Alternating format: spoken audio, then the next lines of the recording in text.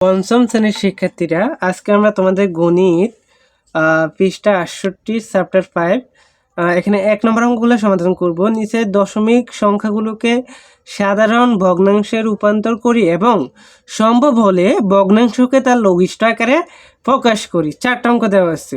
তো দেখো, প্রথমে হচ্ছে 1 নম্বরটা আমরা সমাধান করি 0.04।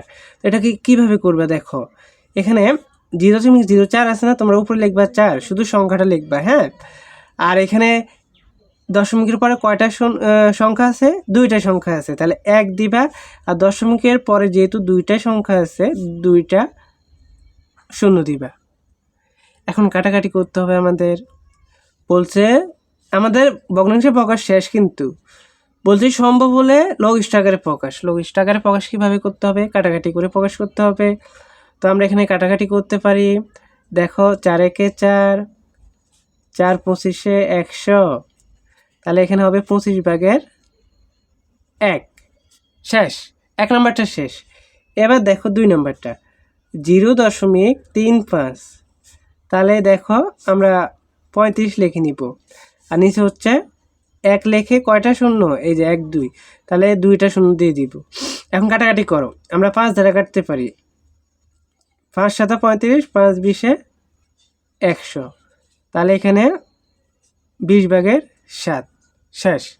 এবার 3 নম্বরটা 0.75, তাহলে আমরা এখানে উপরে লিখবো 75 আর নিচে 1 লিখে 2টা শূন্য, যেহেতু 2 ঘরের পরে দশমিক।